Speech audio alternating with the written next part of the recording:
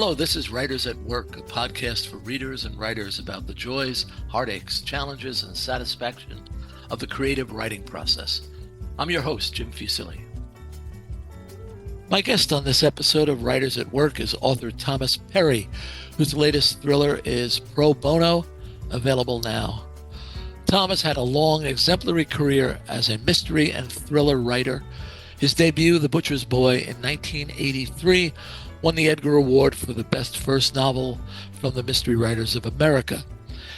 It was the first in a series in which 3 subsequent novels appeared 3 separate decades apart. His Vanishing Act, featuring his reoccurring character Jane Whitefield, a Native American who helps situations, was named by Parade magazine as one of the 101 best mysteries of all time. Tom, who has a PhD in literature, wrote and or produced for such TV shows as Star Trek: The Next Generation and Simon and Simon. He's enjoying well-deserved attention these days, thanks to the FX series The Old Man, based on his 2017 novel of the same name. We of a certain vintage applaud Tom for creating a hearty protagonist who is AARP eligible, but hardly in need of assistance.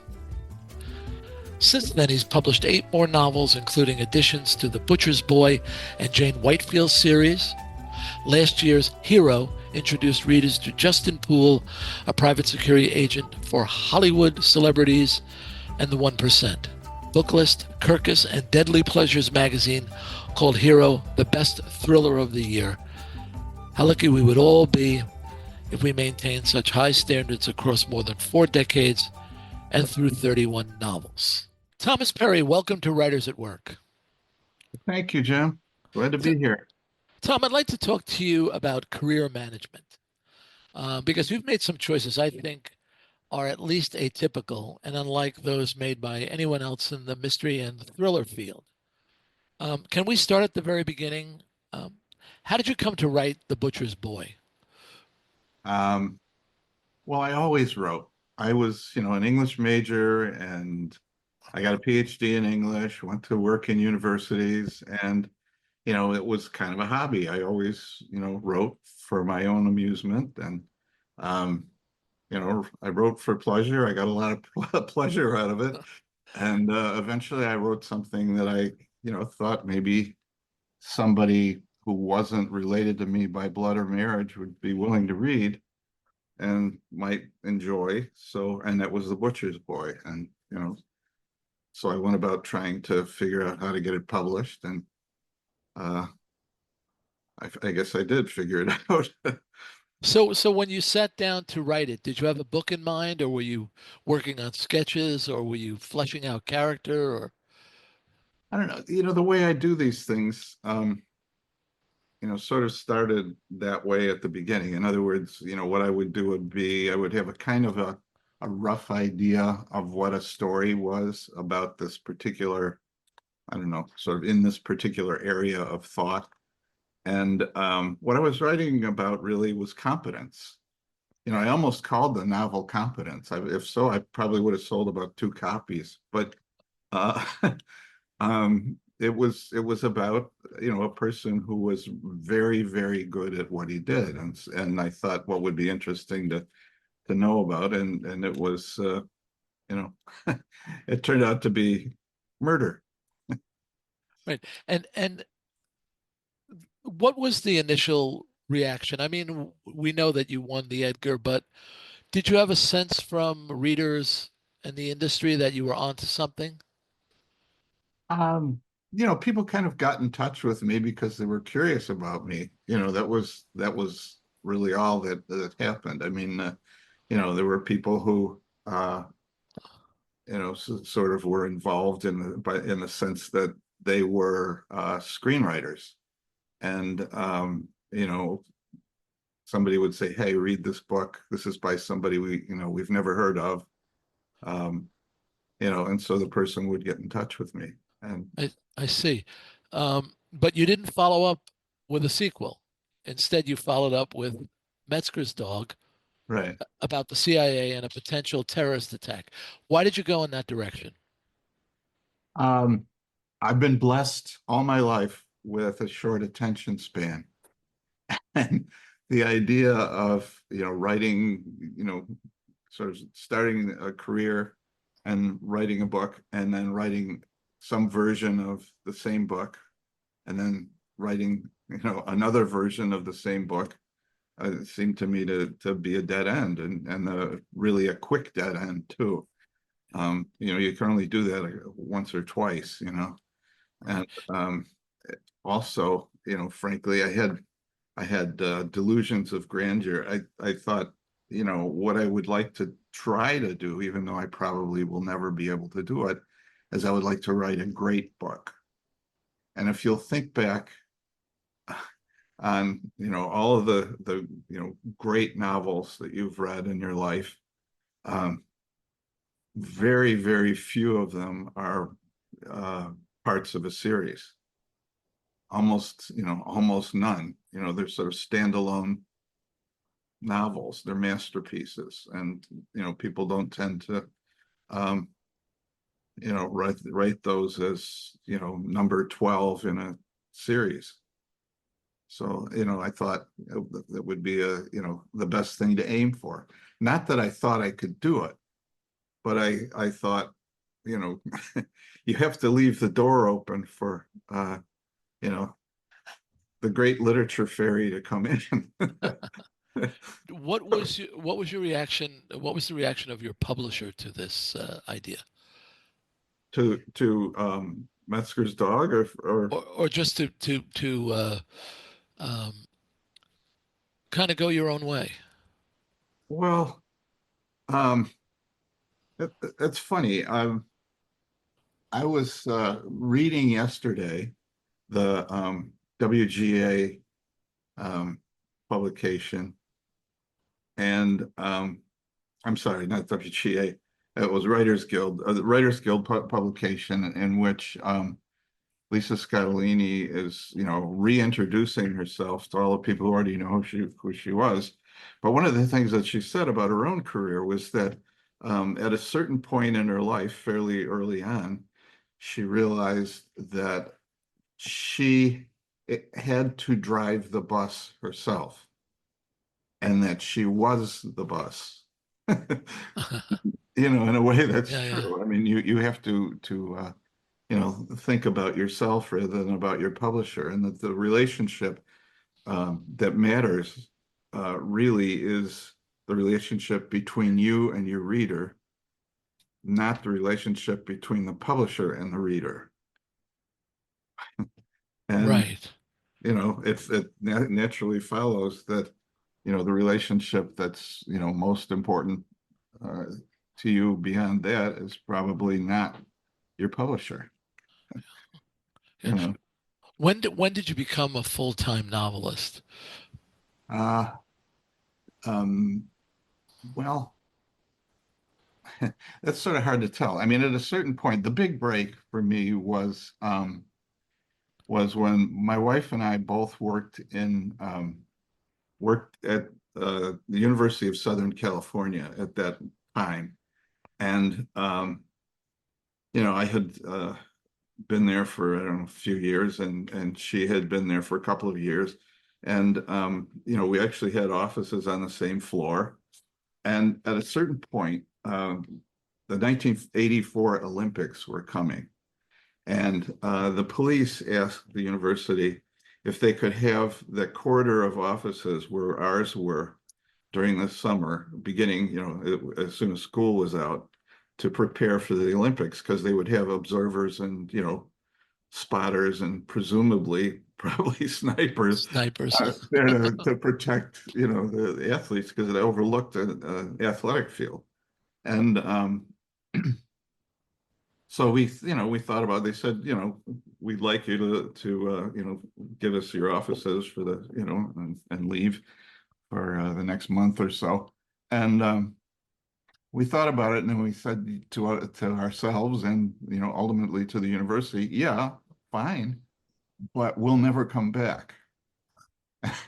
And so at that point, I think I was thinking in terms of being a full-time writer of one sort or another. And what had happened was that I had maybe, I don't know, 5 or 6 months before that, gotten a call from a guy named Jim Corris, who was the vice president at Universal, in charge of current programming, television programming, and marketing. And, he asked me if I wanted to write for television. And so, sort of long story short, I, I went down the hall and asked my wife what she thought. And we kind of said, her father was a comedy writer. And so she had at least seen a script.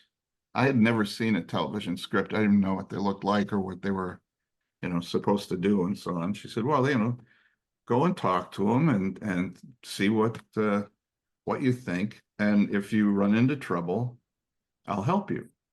I've at least seen a script. So I did write, go and see him, did get an assignment to write a script. And I did kind of get in trouble, and she did help me. And then we were partners writing in television for 11 years. So we got a fairly good dose of that. Would you mention the programs you wrote for? Oh, we started out with Simon and Simon. That was the original thing. It was a weekly 1-hour show Right. in which two brothers were detectives. And in a sense, there were sort of two halves of one character. There was a kind of easygoing older brother who was played by Gerald McCraney. And there was a younger and more classically handsome actor named Jameson Parker, who played the other brother. And he was kind of a part-time law student sort of guy. And it was a fun thing. We did it for about 3 years, and then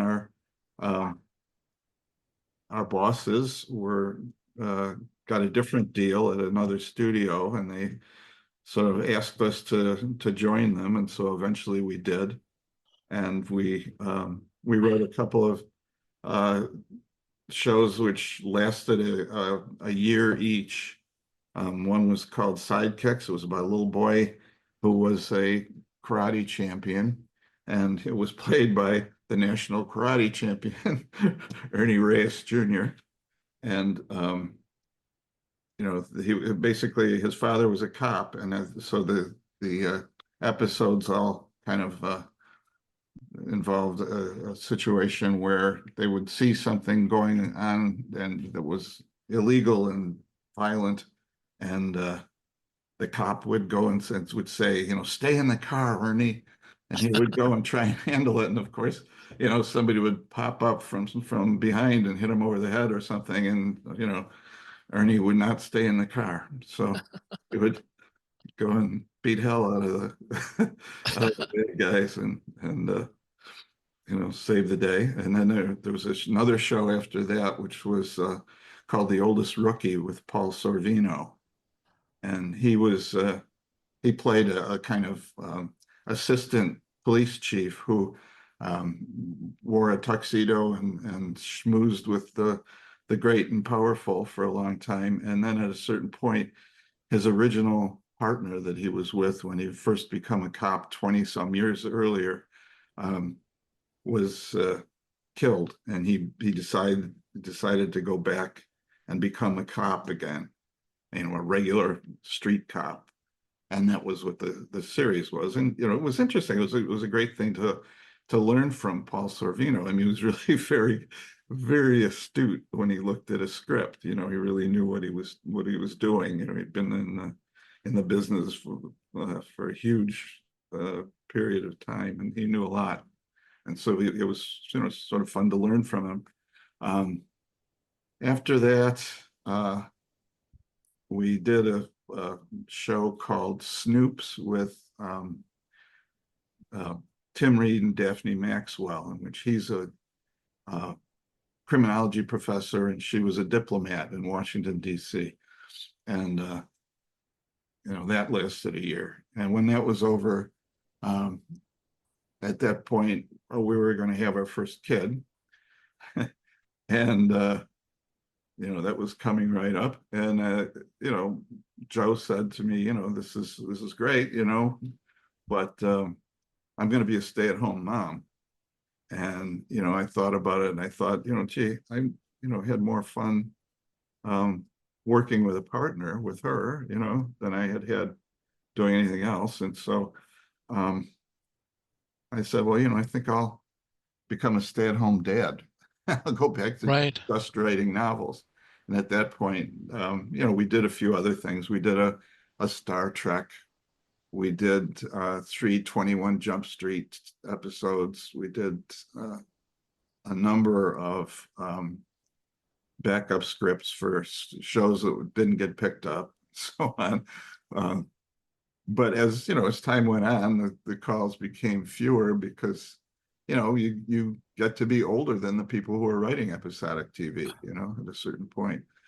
When you're over 40, it's just not, but we did it for a while and we liked it. It was fun. Were you working on novels at the same time? Yes. Yeah. I wrote, periodically. I would write I guess they came a little slower when I was working in television, but I always wrote novels, even when I was, when things were busy and crazy, I still wrote novels. Yeah. I want to get back to the decision you made about the butcher's boy hitman protagonist, because you waited 10 years before writing another one featuring him. And now you've got him in retirement in the UK, and his past catches up uh, with him. Did you feel you had some unfinished business with the character? No, actually, I was curious because, like a lot of people, um, this is true of artists too, by the way. When you start writing, you're writing about yourself. You are writing, even though, it's such a wildly different thing from my own life. In a way, your narcissism is part of what causes you to write these stories at Right. the beginning, early in your career. And only later do you learn to, get some distance. But what I did was I made this character my age exactly, my size, and a kind of physical description was, what I looked like at the time. And I wrote this thing and it was successful and people liked it and all that. And I kind of put it away and did a lot of other things. And but after 10 years, I realized I was kind of curious about him. I knew I had noticed that in those 10 years, I had changed a lot. That, I wouldn't be likely to, take the top shelf off of a hotel closet and try and use it to crawl across from balcony to balcony 10 stories above the street to get to another hotel room. But I was a hell of a lot better liar, and and probably a little smarter. And so I thought, what would I be like? What would it be like? What would that be? And it was obvious that because all he had really accomplished in the first book was to kill a lot of people and escape to England, disappear. Um, it was possible that people would be kind of on the lookout, looking for him, still after all this time. After 10 years, they would still, in those days, it was, the mafia was a little more formidable presence in people's imaginations. And they were well known for never forgetting somebody that they were after, Right. It was Right. a sort of scary thing. But um, so anyway, that gave me an excuse to write another version of it. And Yeah. then about, oh God, close to 20 years after that, uh, when things had changed in television and so on, my agents here, in LA had, said, gee, it's probably time where you could actually get a series made about the butcher's boy, and the way to go about that is to write about maybe 5-page treatment, just describing what it would be like in a more modern world, 20 years or so after you had written the first one. And so I did that. I was writing this, and then the synopsis or the treatment, wasn't a couple of pages. It wasn't 5 pages. It was like 8 pages. And when I was done with it, I thought, that would really be a fun story to write. It would be, so I wrote the third one, and it was, three of them in 30 years. And then about 10 years later, I wrote another one. And that was, so it's a 40-year book, I guess. Right.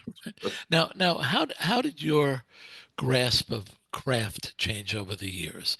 I mean, when you look back, uh, I don't think it's an exaggeration to say you improved during those periods, and you were capable of telling your stories with a larger toolbox. Is that safe to say? I really hope so. I really do, because I've always thought that the biggest job or the most important job a writer has is learning to be a better writer. I mean, that's what you're after. That's the reward. You do all this work, and the reason you do it is to learn to do it better. And geez, I hope I do it better. I don't know. I think you try, and there are drawbacks. I mean, as you get older, you can't work as long a work day and recover and get as much done as fast, I think. Uh, Also, Tom, I think also as our career progresses, we learn the tricks of the trade, and there's a certain charm to the work that we did before that, yeah, and it requires a lot of discipline not to take those shortcuts. that's true. And so I was thinking about, boy, 40 years, every 10 years on average. How do you discipline yourself to be consistent when your grasp of craft has improved so mightily? Well, at a certain point, you become trained sort of like a mind pony. You know what I mean? Yeah, yeah, You get up in the morning, and the natural thing for you to do is to, I don't know, walk the dog or whatever. And then, you're aware at that moment that you're going to write. And, your mind, I guess, starts to sort of function in that way. And it becomes the most easy and pleasant way for you to think. That right, is, I mean, these works of fiction are where you store your ideas, all of your sort of passing thoughts. You look up in the sky and you see the moon, and you realize it was kind of a, I don't know, humid night, and there's a huge ring around the moon, and you look at it, and you've seen it before, but every time you see it, it's a little bit different. right. And you try to describe it, or try to describe the feeling that it causes, and when you look up and see it, and you just get better and better at the description, or you try to. you Right. know Yeah, yeah. Then in your career, you then went towards a more compact way of doing things. Sleeping Dogs was the first of 10 novels you did with Random House. Um, who was your editor at Random House? uh First it was Joe Fox. Joe Fox was a really interesting, entertaining guy. He had been the captain of the Harvard swimming team and, that sort of thing. And he was, he had been quite an athlete. He was a little older than I was, quite a bit older than I was. But when I met him, they shipped me to New York to meet everybody at one point when I had written another set of books. And he looked at me and he said, I thought you'd be bigger. which was kind of funny. I mean, one of the things that he did, he and a couple of friends of his were the first people down to dive down to the Andrea Doria after that sank. Good Lord. Yeah, he was quite a guy, and he was my editor for a while, and then kind of one of the things that he did was he had his office door open at Random House, and but he would pile up newspapers on the front of his desk. He had a big desk, and he would put, the piles of newspaper would be like 2 feet high. So basically, he wasn't visible to people walking past, one way or the other. And and he actually died at his desk one Oh day. no. So, it was a terrible, sad thing. He was a terrific editor. He had a real sense of things. But I should have shut that off. That was my phone. He after he died, Kate Medina took over for him, which I think in her case it was, she was also a very, very good editor, but I suspect she was probably taking one for the team, you know, um, but anyway, a very good editor and fine for me, And they were on board with your way of doing things. Well, I guess they had to be. I don't know. I mean, they don't have to do anything. They were the biggest, most successful publisher around, and we had many parts, and were acquiring more other publishers. But I think having a real close and constant relationship with me would have been painful to both of us. I don't. As a rule, I've never told anybody what I was writing at the time until recently, and didn't want to talk about it, and didn't, I would finish a book and do the best job I could on it, and then I would send it in, and they would either decide to, continue or not. Right, right. Now, then you begin the Jane Whitefield series, and Uh-huh. you did 5 books in 5 years. Right. Did you like settling in like that? Well, it was I still had those delusions of grandeur that I was telling you about. And I thought, that I wanted to, do the best kind of books that I possibly could. And it never really occurred to me to do a series to that point. Up to that point, I thought, that's not something I want to do. And I then what happened was Joe Fox gave me a call, as editors sometimes do. Every once in a while, they'll call you up and they'll say, "Working on anything?" Like, no, I've stopped eating, Um, and so I told him what I was doing, which was I had written the first Jane Whitefield novel, which was Vanishing Act. But when I was done, I realized I was done with that story, but I wasn't finished with that character. That is, I was still extremely curious about her, and I was still doing a lot of reading, and I had started writing another book, another I don't know, adventure of hers. And I told him I was, that was what I was doing, and he said, "Well, yeah, I mean that's an interesting idea, and see what you think, and and see if you can finish it and whatever." And he called me back about 15 minutes later, And he said, how'd you like to make it 5? Wow. And, and I said, you know, um, because I had such high principles, I said instantly, what does it pay?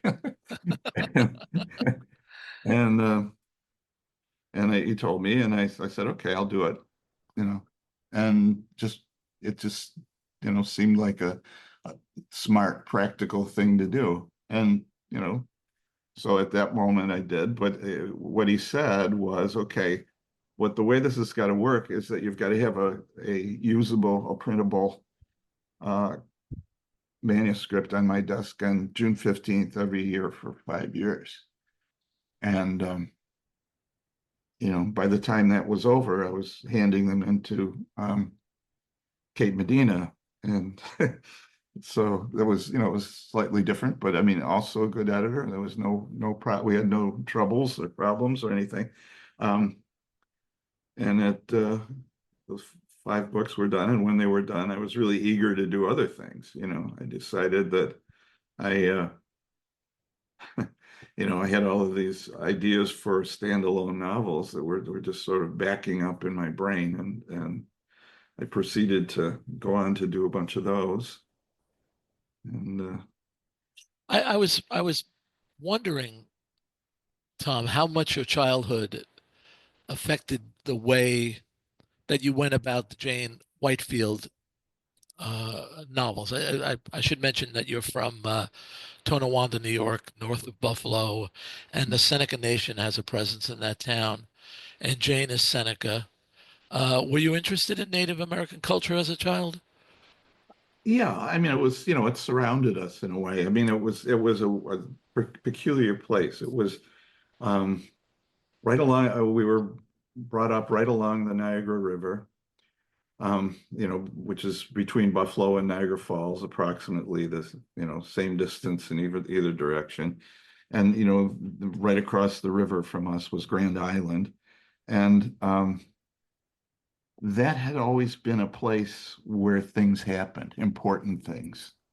That's right on Grand Island, a distance I could have walked from my house and then swam across the river. And what I would have encountered was uh, the ruin, excuse me, the ruins of an old hotel that had burned down in about the 1930s. But beyond that, right in that same area, it was a very rare deposit of flint that was really easy to get. And Uh, so not only was this a place where, if you were in at the very tip of Lake Superior in the Midwest and got into a canoe and headed eastward, you could go from lake to lake, and you would finally end up in the St. Lawrence River and out into the ocean, out into the Atlantic Ocean. And the only place where you would have to get out of your canoe was the what they called the carrying place of Niagara, which was, essentially you have to walk around the falls. You can't go over right. Niagara Falls in your canoe and expect to get anywhere except heaven. And, but that was really, that was the only place. It was an important place. It was like a choke point. It was a strategic area, and lots and lots of things happened in these places, which so there were lots of arrowheads and things lying around still after those years. And, kids used to find them. But my parents at a certain point they were elders in the Presbyterian church in Tonawanda. And at a certain point, they had to conduct a search for a new minister, because our minister had gone off to Moscow to be the chaplain in the American embassy in Moscow. And he he had to be replaced. And so my parents went on these scouting missions. And one of them that was really the most interesting, I think, was on the Indian reservation, Seneca Reservation, in well, it was a few miles east of where we lived. And, the people were just, they're fascinating. They were fascinating to me. They were just such interesting, such an interesting group of people. And they had a nice church and a nice minister who wasn't one of the ones that they selected. But anyway, it was that was my first real introduction. And then, slowly but surely, as I grew up, there were a number of kids who were Native Americans of one sort or another. There was there was a Tuscarora reservation that was really close, and there were a number of other places that were important to Iroquois history and so on. And then eventually my older brother. I have one brother. He became an anthropologist and then an anthropology professor. And so he was a great kind of source of interesting tidbits that would kind of, pique your interest in that stuff. And finally what happened at a certain point was that I decided, I wrote at one point what I would call what I was intending to do was write the ultimate California earthquake novel. And it was, I went at it really seriously. And I, ended up with, I think it was a manuscript of 360 pages, and I was nowhere near finished. And I started to have a terrible suspicion. And the suspicion, made me ask my wife to take a look at the manuscript and, see what she thought of it. And she dutifully did that, which is a wonderful advantage of having somebody who's written television with you. Yeah. That you begin to lose your ego because it's been so battered. and that the person that you're talking to who has worked with you will tell you the truth, which is an amazingly huge task, and particularly if you're married to the person. But she looked at it and read a bunch of it, and then finally said, Tom, this is so boring that I can't even finish it. I can't, and I set aside that book and I decided, what am I going to do? I want to write about this area that we grew up in, and I want to sort of understand it and feel it. And I realized very quickly that the most interesting things that had ever happened in that area happened before there were any Europeans. It was, it was really a Native American place. And so I ended up creating this character, inventing this I don't know, I guess what you do really is you build the character. You're making it out of parts, sort of. And I wanted to, at the same time, I wanted to write about a female protagonist because I never had done that. And I wanted her to be Native American because it allowed her to see the landscape in several different ways at once. That is, she would know that, routes 5 and 20 go across the state.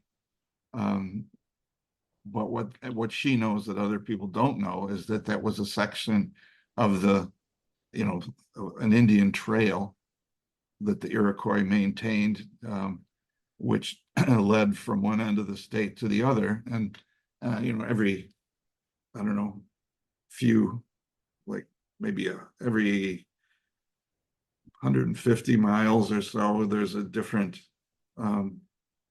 nation, Right. they could communicate and did communicate by runners. And, it was, to her, it would be the Wagoinu, which was the name of the road. It was really the trail to war. It was, where you if you were going west, you would go across the state into what is now Ontario and fight the people there. Yeah. But this childhood is such a rich vein to tap into, and it's always there for the writer. It's interesting to me that you sort of had your back against the wall, and that's where you went Yeah, fruitfully. really. In a way, yeah. I mean, I wanted grounding. I wanted Right.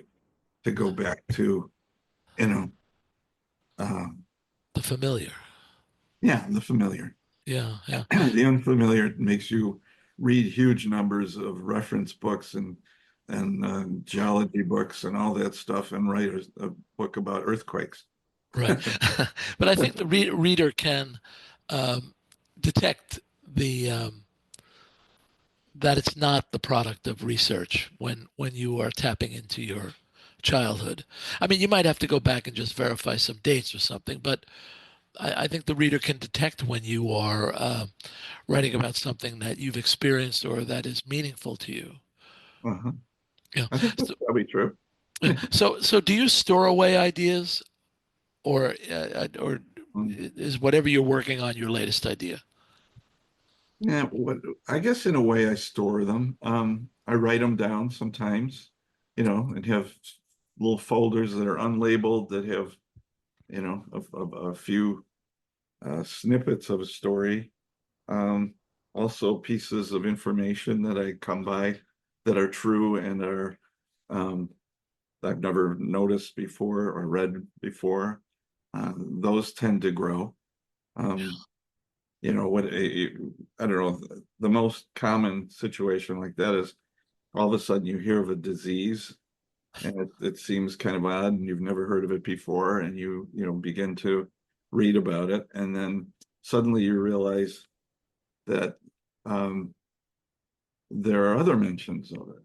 You know, all of a sudden you realize that in a conversation that some woman's boyfriend had that disease, and you know, and she'll tell you all about it and whatever.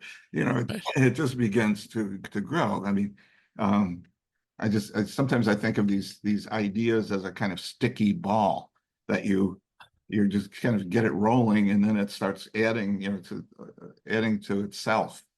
You begin to grow more and more information about it until finally you feel like writing about it or get a chance to write about it. Sometimes you're bit too busy with something else, but Yeah.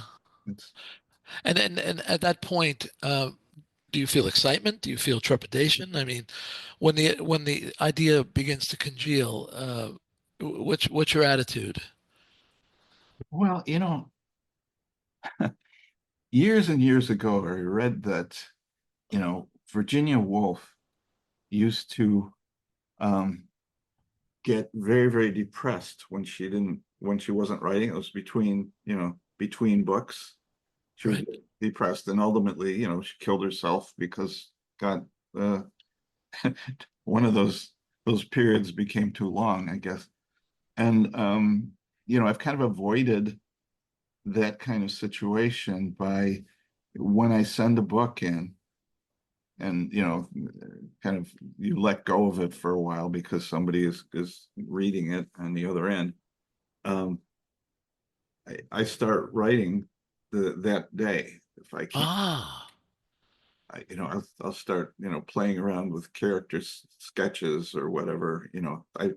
I'll often start with a character and begin writing about what he's remembering, what he's planning, what he's thinking about, and try to get at who he is to start, or try and do it. And often these things get um, fairly lengthy and end up getting thrown away before I actually do a complete first draft. But they get you started. They get yeah, yeah, you're at the top of the hill and you just push the toboggan and yeah, you're over the crest and you're on your way. yeah. I know that you've had quite a few books optioned by Hollywood. Mhm. Do you recall how many? Most of them, I don't know, probably 20 or 30, maybe close Yeah. to that. So And I'm sorry, what was it about the old man that resonated with producers, do you think? um, they liked the initial character, the character that Jeff Bridges played. And I remember, having Warren Littlefield said, I was talking to him on the phone when we were deciding whether they wanted it and whether they wanted, uh, whether I wanted them, which of course I did.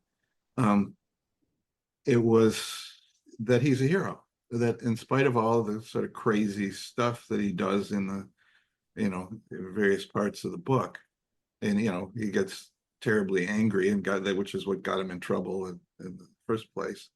But he's a hero. This is what those guys are. This is what they're like. And they liked that. It was and it was something they hadn't read before. I mean, I think that's very kind of important in a way, is that you have to write a novel that they don't feel as though they've read 15 times or, Right. seen a movie before. Like I just got a very weird situation right now, which was that in Australia right now, they are a film is being made starring Russell Crowe of a book I wrote 15 years ago, which was called Strip when I wrote it, and they're making a movie of it now in along the Gold Coast in Queensland, and Russell Crowe is the star, and I had gotten to the point where I just sort of had forgotten most of the things about that novel, and it was resuscitated. And they started filming about a week and a half ago, and that was a strange thing. I think I know what probably attracted them to make that film, which was the character of um, the sort of central character is an aging small time gangster who owns a strip club, and he gets robbed as he's putting his nightly earnings in the night deposit outside of, actually it's my bank in Studio City, and he gets robbed, and he realizes that he and becomes obsessed with the idea that he has to find the person who did it. And when he realizes he maybe hasn't found the right person, but he's blamed somebody already, that he has to pursue him as though he were guilty to preserve his reputation. So I don't know. It's just it's a kind of study of that character who is an older guy, and he's had kind of a spotty life, and he's in decline now. I didn't know that it was 20. I knew that it was a lot. And um, your books, and I didn't really know that how much screen work you had done. But your books often feel like a cinematic experience to me. And I think about Hero in particular. That is just a very cinematic book. Well, It moves in that way. Is that a fair assessment, do you think, or am I overselling? no, I think it probably has, you know what happens when you're writing, as is everything you ever learned is available. That's doesn't matter what it was. You once had a job being a really good tune-up man in a car for cars or something like that, and that comes back to you when you're writing about something, and you use it. You just use whatever you have. It's in a weird sort of way, it's the opportunity to use the most obscure things that you've learned, but it also, I think, gives you some things that are useful, Yeah, because yeah. this book, in a way, that book had a huge amount that depended on what you can see from where and things like that. That Right. it's the experience of having this happen, and violence is occurring, and you can only see so much, and you only we're prepared for nothing as extreme as what's about to unfold in front of your eyes. Oh. Tom, one last question. Oh, sure. Have you written that great book? No. No. I figure if I live to be 400, I'll probably be able to do it. And, what you realize at a certain point is Shakespeare, what we have of Shakespeare is 885 words, roughly, which is, if you think about it, that's about 10 books or something like that. So I'm well into my third Shakespeare, Ah, and okay. I still haven't written something that was a masterpiece or anything of that sort. But Oh, you Tom, try.